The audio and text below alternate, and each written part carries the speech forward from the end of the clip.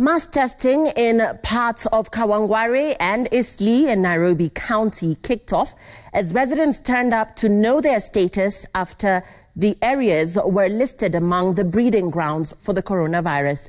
The exercise beginning as the government sounded a warning to residents of highly populated areas to maintain social distancing, with statistics showing an increase in the number of infections in those areas. Chemutai Goin reports. Kawangware remains one of the hotspots in Nairobi County. The mass testing exercise that commenced set to paint a clearer picture of what the situation is really like.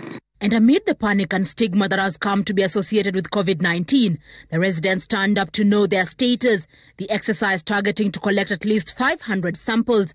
First details of the residents were collected, then they were ushered into another area where health workers in personal protective equipment collected samples from the nose and mouth. This 5-year-old boy braving the discomfort of the process.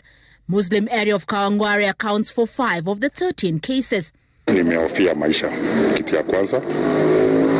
Kitu ya pili ni kujithibitishia kwamba mimi niko salama. Chenye kimetuma nitokee kupimwa, ndio wenye tunafanya nao kazi wasiogope, hata hao wajitokeze wapimwe. Nilikuwa na uoga, nikasema maybe imetukujia na ni lazima tunipimwe. Ministry of Health statistics show Kawangware topping in the number of infections in Nairobi. Eastleigh coming in second with 11, South Sea with 7, Kilimani and Pipeline with 6, while Kileleshwa has 5. If you live in Kawangware, you know now that there is a center in Kawangware, and the disease is spreading. The infections in Kawangware are attributed to the disregard of guidelines on social distancing, ban on gatherings, and even with the confirmed cases, a huge population is still not wearing masks. When the first case came into Kawangware, at this point, that was case number 189.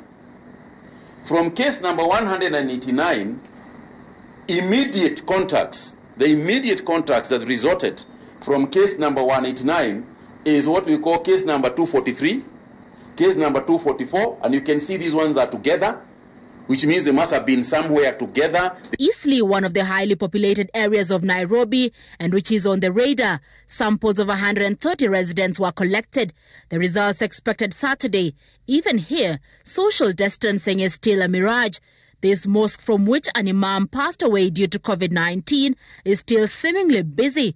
A number of residents seen praying outside the mosque. Wawale ambao bado anasali nje ya misikiti ile mnafasi.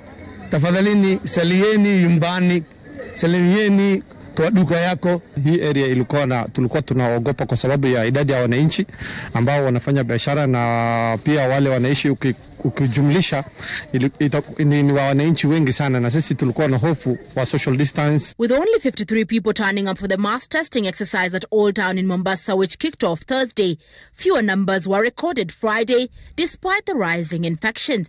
Out of the 15 that we got today, 11 come from Mombasa.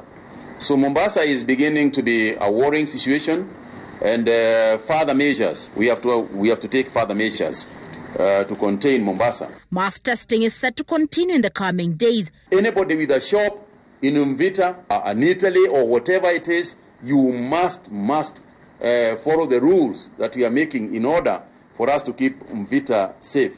But even with the challenge of insufficient testing kits, the government still bullish in its resolve to test targeted populations. Chemutai Goin, Citizen TV, Nairobi.